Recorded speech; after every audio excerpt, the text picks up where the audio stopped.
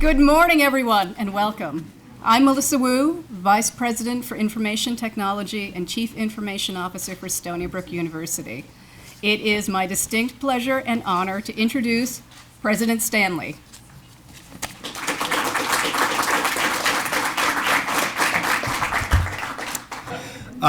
So welcome, everyone, guests, faculty, staff, and students.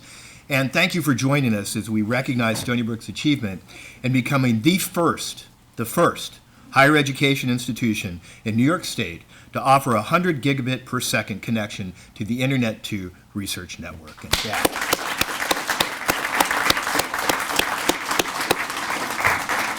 I want to send a special welcome to our elected officials whose continued support of Stony Brook University makes events like this and achievements like this possible. Brookhaven Town Councilwoman Valerie Cartwright. Valerie. Representing Suffolk County Executive Steve Ballone, Alexandra Vanderlofsky. Alexandra. There she is. And representing Supervisor Ed Romaine, Commissioner of IT for the town of Brookhaven, Scott Bradley. Scott, thank you. So Internet2 operates the nation's fastest and largest coast-to-coast research and education network.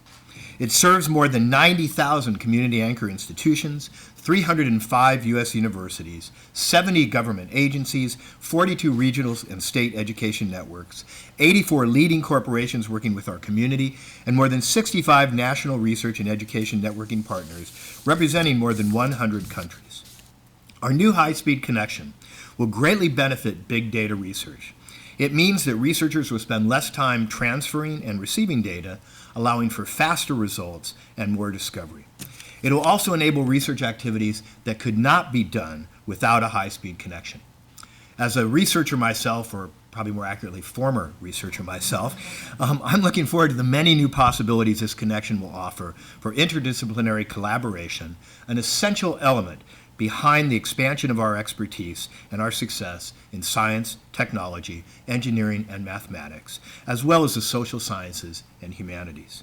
The addition of this connection supports Stony Brook's regional leadership position in high-performance computing, while advancing our goal as a top public research university to educate and train future generations of scientists.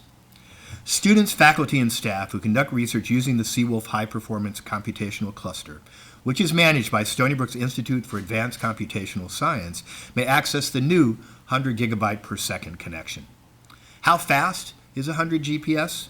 Researchers could send 300,000 X-ray images in 1 minute. They could transfer a complete copy of the human genome to a lab for testing in 90 seconds. They could download one ebook for each Stony Brook student, and there are about 26,000 of them, in only 4 seconds. So one for each of them, 26,000 in only 4 seconds. So looking ahead, I really believe that Stony Brook's 100 Gbps connection provides the necessary foundation to link additional research locations on Stony Brook campus at high speed. These locations include the Research and Development Park, which supports state economic development. To speak more specifically about the benefits of this new connection, I'd like to introduce Professor Robert Harrison, Director of the Institute for Advanced Computational Science. Professor Harrison is a distinguished expert in high-performance computing, and he recently was named the Chief Architect of the National Department of Energy effort to improve the scale, performance, and portability of high-performance computational chemistry. And before Robert comes up, let me thank again Melissa Wu for her leadership in bringing this project to fruition. Robert. President Stanley, thank you very much for the introduction, and let me also second my thanks to Melissa for leading this effort. It's a huge advancement for everyone here on campus, and I think sets the stage for us to lead within the state. I have to also welcome everyone else here to IACS. There are some familiar faces and some new faces, so welcome to everyone. It's a delight to have you here. I think it's tremendously exciting that we have this advance. It's very important for institutions such as us here at Stony Brook University to have our infrastructure match our aspirations. And we are a world-class research institution, and data is central essentially to every field of modern scientific inquiry. And that whether you're mining large social networks for data, whether you're examining human genomics or plant genomics, whether you're looking at big astrophysical calculations, data is the product of our simulations, it's the product of our experiments, and it's the product of observations on the world around us. Data is big, it's messy, and if you're going to share it or use it, you have to be able to move it. And that's why the network is absolutely so essential for us to continue to play our lead role. Let me give you a few examples associated with science from IACS that cuts across all of campus. My own group, I'm a theoretical chemist. I do calculations starting with quantum physics using big computers to predict the properties of molecules and chemicals. These are used to, say, design new generations of solar cells, formulate new clean energy technologies, and look at sustainable energy storage solutions. These calculations are big. They use the largest computers around the world, so we have to get our data to and from these computers. And the data is so big that up to now we've had to leave our data on those computers and analyze it in place instead of being able to bring it home and explore it in situ here, where it's much more convenient and productive. This also captures the situation, for the example, that Dr. Wu mentioned. Astrophysics, here's Alan Calder, the Deputy Director of IACS. Stony Brook has a world-class program in computational astrophysics, and their simulations, which are literally blowing up stars, literally produce data explosions. And again, interacting with that data, the network is an absolutely critical component in us maintaining leadership in this science field. Another good example is biomolecular imaging. Stony Brook, again, has a lead program in this space, and that cuts across a variety of departments. These include biochemistry and cell biology, chemistry, pharmacological sciences, neurobiology and behavior, and multiple other departments. They use lots of imaging techniques, including the National Synchrotron Light Source Generation 2 up at Brookhaven National Laboratory. Again, these are very data-intensive experiments, and you have to get close to that data. A good example of the revolution in big data and its impact on science comes from one of their techniques, cryo-electron microscopy. So in cryo-EM, you're trying to look at the structure of a tiny particle, a nanoparticle that comprises maybe just 1,000 atoms. Okay? But all you can do is take a very, very fuzzy picture from some random angle, right? So how are you going to get information from this bad data?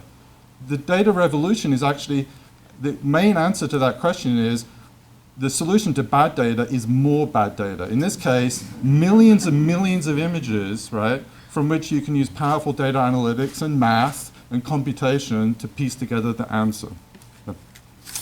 So, as a final example, I'd like to mention the benefits to state and regional industries and the economy through the HPC New York, High Performance Computing New York Consortium that includes ourselves, Rensselaer Polytechnic up in Albany, the University of Buffalo, Marist College, and also the School of Medicine at Mount Sinai in the city. This consortium is funded by the NYS New York State Economic Development Agency, and our mission is to partner with industries to bring to them our expertise and our resources in computational science to basically expand and accelerate their ability to develop new products. Just in the last year, here at Stony Brook, we've had an impact that includes multiple millions of dollars of external funding to ourselves and to the companies, multiple jobs retained, and hundreds of thousands of dollars of saved costs. As Dr. Wu mentioned, here on campus, the initial beneficiaries of this improved networking connection are those using the LI-RED and Seawolf clusters that actually put us on par with any other high-performance computing center here in the state. So we actually have sort of flagship computational capabilities. And by having this external connection, they turn into a much more powerful resource than they would be on their own. So I'd like to thank again Dr. Wu and her team for putting this together, and not just for putting it in place, but for everything they do on a daily basis to keep everything up and running. So thank you very much.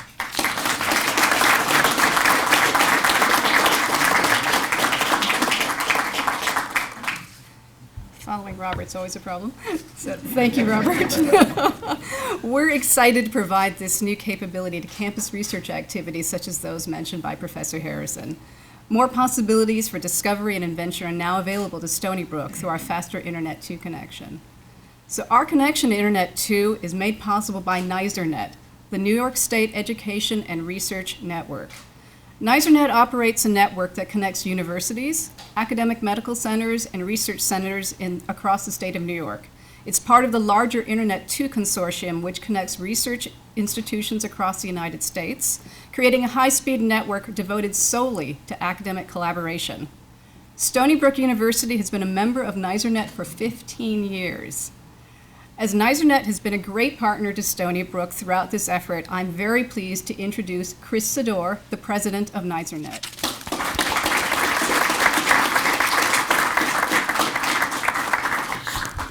Thank you, Melissa. Thank you, President Stanley, Robert. I'm so excited to be here today to be part of the launch event for connecting one of the U.S. and the world's leading research universities to Internet2 at 100 gigabits. There are two dimensions that are exciting about this to me. One is looking historically. So NyjahNet was founded in 1985 by the research universities in New York State. And we were the first entity to run an IP network outside of the Department of Defense. And NyjahNet has done many innovative things, spawned off companies, built several generations of networks. And now we're at a point where we're looking forward to the next chapter of this high-speed networking world, and who but Stony Brook would lead us forward into that with the 100 gigabit connection. So looking forward from here, I can't wait to see what Stony Brook does with this capacity and capability. The science is exciting, and it's really both, as referenced before, big data and big collaborations that come from these kinds of connections. So please know that NyjahNet, we're excited about this, and we stand ready to help going forward from here, whether it's in moving petabytes of data, finding ways that we can try out new network protocols, link you to other places in the nation or the world. We're here to serve you and work with you to advance science and research. So thank you very much.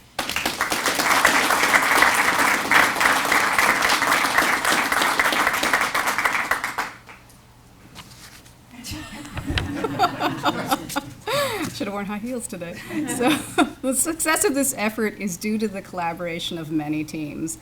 First, I'd like to thank our external partners, of course, NyjahNet. Internet2, represented today by Associate Vice President George Loftus, who's sitting right up here. Hewlett-Packard Enterprise, which is represented by Shannon Davis. Tom Leda, sorry about that. I didn't know if there was anyone else from HPE here, but, yeah, okay, so, and Palo Alto Networks, represented by Peter Tarnowski, who I know is here. There we go, there you are. I'd also like to personally thank those at Stony Brook who helped us achieve this milestone. Firstly, the Division of Information Technology teams that provided networking, and I see some of our team here. Systems, also here. Information security, represented by Matt. Strategic communications, Nicholas. And vendor management expertise, Mr. Ospitali. I also wish to thank our project management office, the campus level. And I believe Mitch is here, John's here. I'd like to thank our campus procurement office, who actually helped us a lot and worked with our vendor management specialists. Of course, I'd love to thank the Institute for Computational Science and Robert. And of course, I'd like to thank President Stanley, whose support made this possible. So thank you all for coming. Please stay, if you can stand the heat, and enjoy some light refreshments with your colleagues and friends. At this point, I'd like to invite the speakers and George Loftus for a team photo. So thank you so much.